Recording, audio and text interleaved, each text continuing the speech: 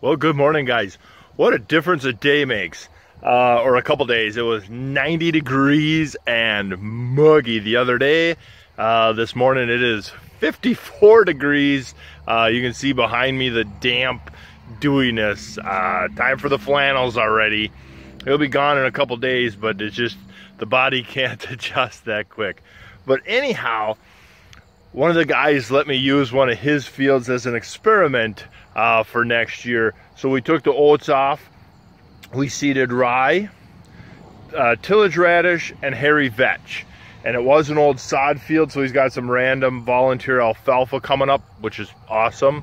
And turkey litter behind me is coming to the area. So we actually sell a lot of our corn to Jennie-O turkey farms in Wisconsin. Laws and rules have changed. They used to truck that stuff a couple hours past us, so they're an hour or so southeast of us, and they used to truck it a couple hours southwest of us to be burnt.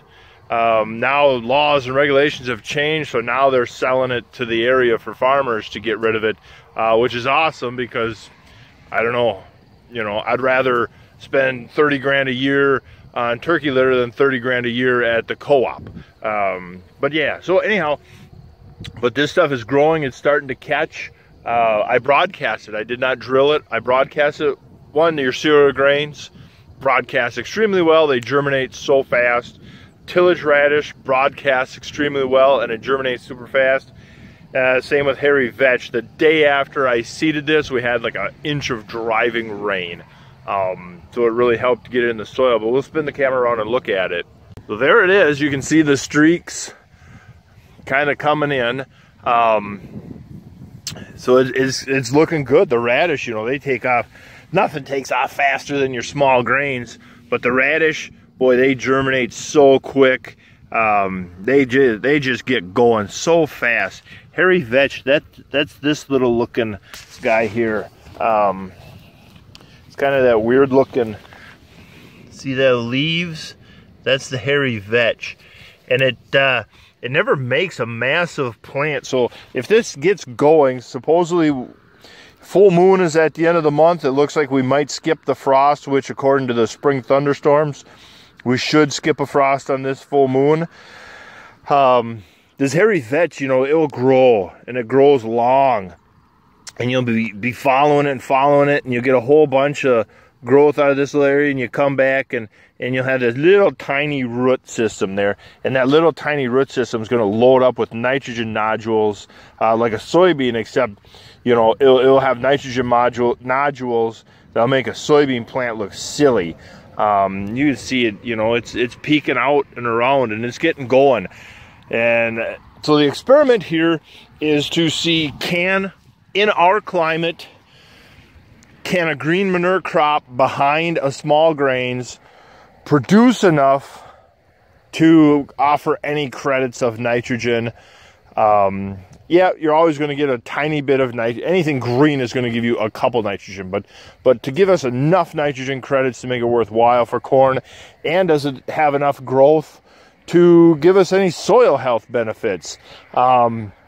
You can't just say, well, we put $30 an acre of seed out here, so we need to replace 30 acres of N credit. Well, it don't work that way because there's so much more going on. You got a couple P credits, a couple K credits getting recycled because them roots are going to go down, 4, 6, 8, 10 inches, and they're going to bring P and K that your dad spread back up to the surface.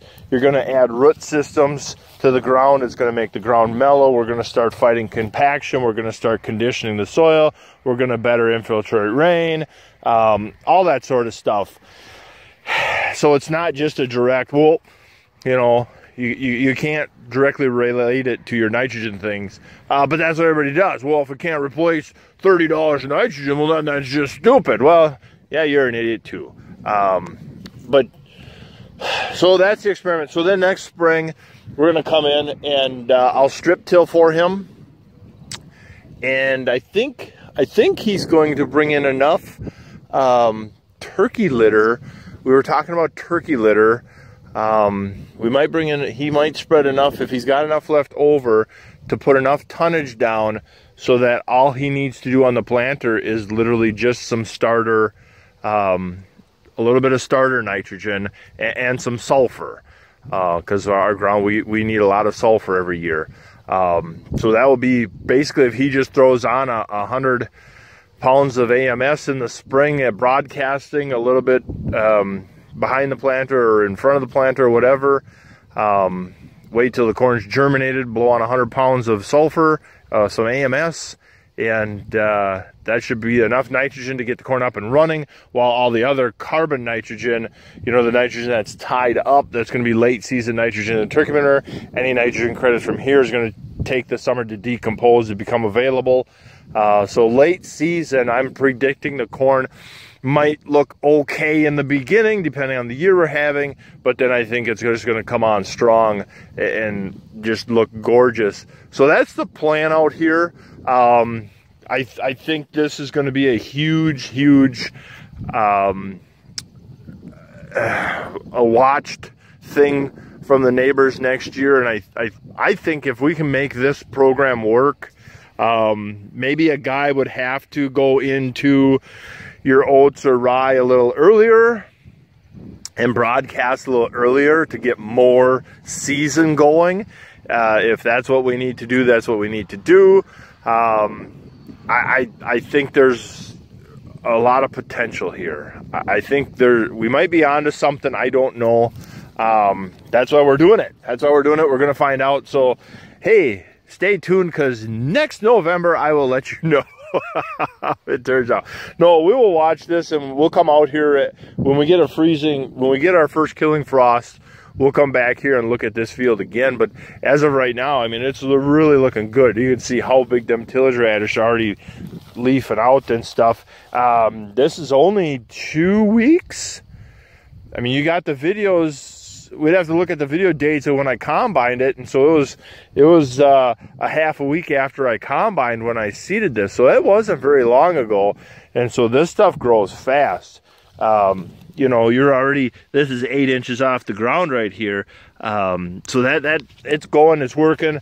All right, continuing with the soil health day and cover crop experience. So I got rye seed, winter rye in the spreader.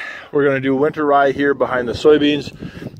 Next year will be 12 rows of corn, 12 rows of bean, corn, bean across the field. And then we'll see, does the rye, we'll let the rye get going next spring. We'll strip till into it.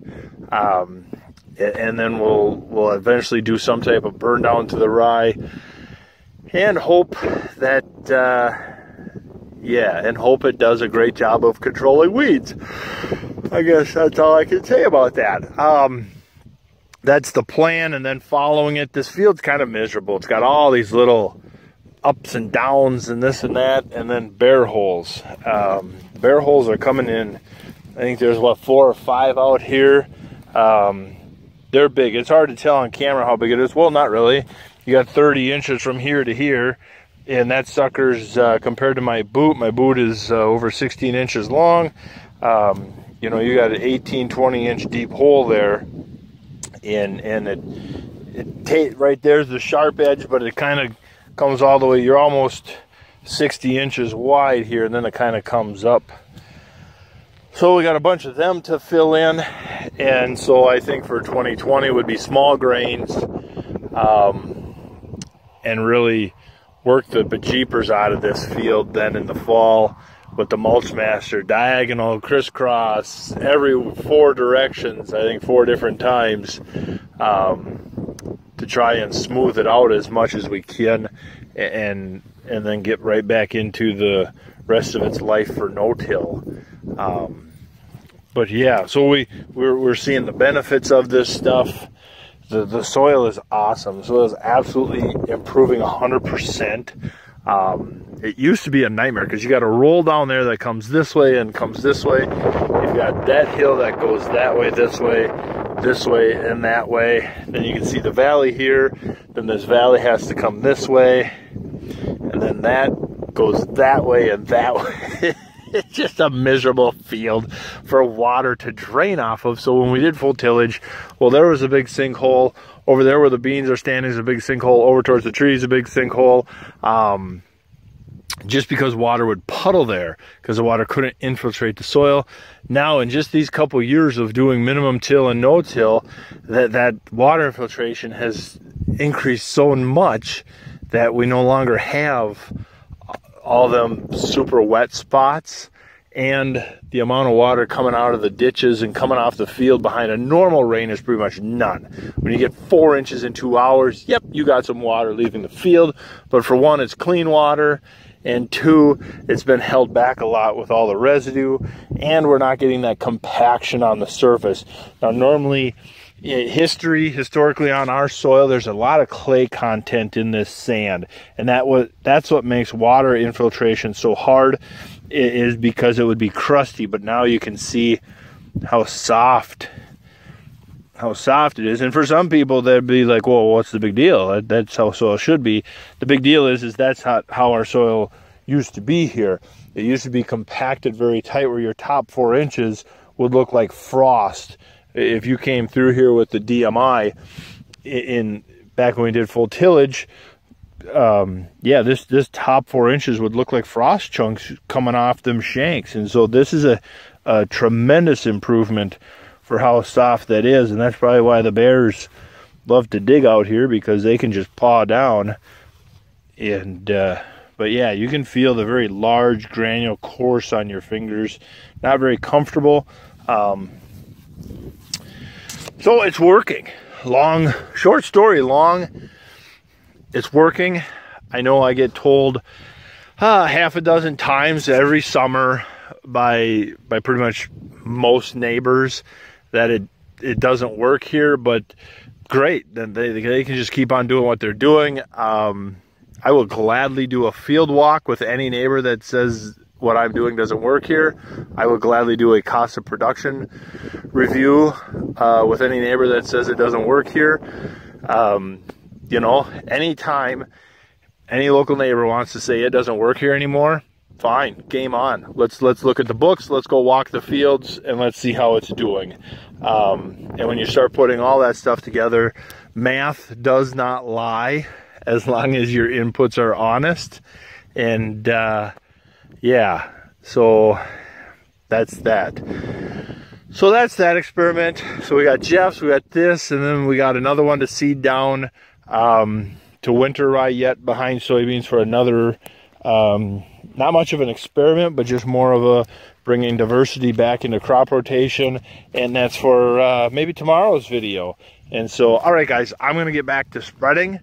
Thank you very much for watching, and have a good week.